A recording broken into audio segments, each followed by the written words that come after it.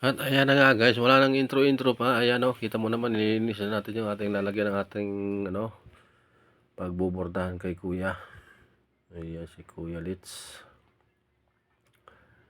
Naliisip muna natin para medyo hindi masyadong magulo ang buhay. O, kita mo naman guys. Marami na siyang tattoo pero okay lang naman. Nadagdagan niya lang. Para ma-full sleeve na yung kanyang tattoo sa arms and sa other parts,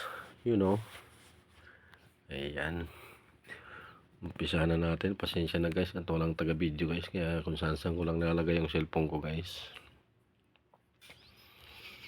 Ayan, napakakalmado niya lang kasi sanay na siya magpatato guys. Talagang basic na sa kanya yung matagalan na tato. Kaya ayan, relax lang siya guys. Kita nyo, ayan na nga guys.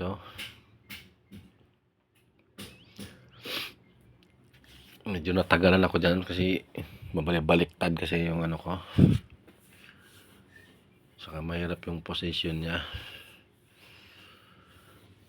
Sa likod kasi siya ng braso, kaya ayun.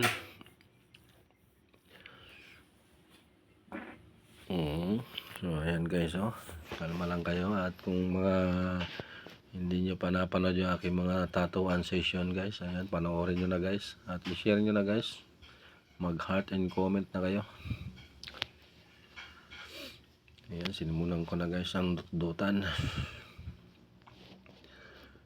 Kita nyo naman isa siyang maintenance guys, maintenance siya ng mall.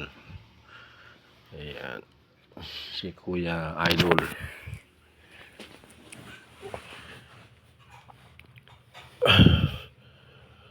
Panoorin nyo guys hanggang dulo para malaman natin kung saan nakarating tong video na to, kung sa dulo ba o hindi.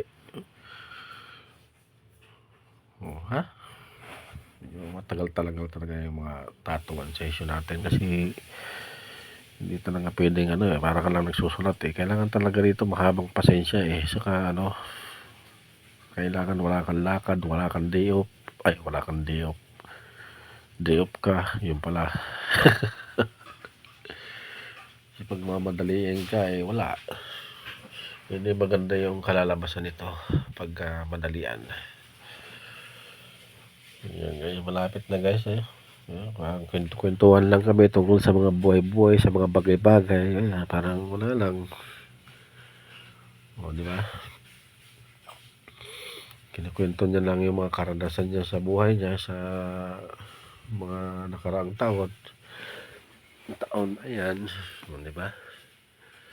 Wala lang daw siyang kinikiliti kasi pag sanay ka na talagang wala na siya, wala na siyang maramdaman na sakit kasi nga sanay na siya. Marami na siyang tattoo sa kanyang braso, sa kamay. Ayan, malapit na matapos ang video ko guys. Share mo na guys para mapanood din siya ng iba. Ayan, talikod kasi ako, hindi ako makita kasi ako maharap kasi pangit kasi wala na patungan ng cellphone. Agoy, aroy ko. Ayan na si Kuya. Ayan, magdadalawang oras na kami dyan guys. At ito na nga ang kinalabasan guys. Ayan na nga guys ang kinalabasan niya. Baliktad.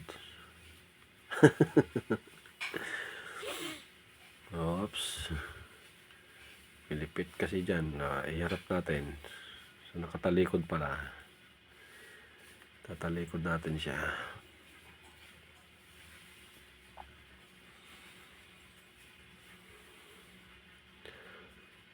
So, ayan nga guys, malapit na natin. Ayan, ang kinalabasan guys. Medyo madilim yung camera natin. Thank you so much.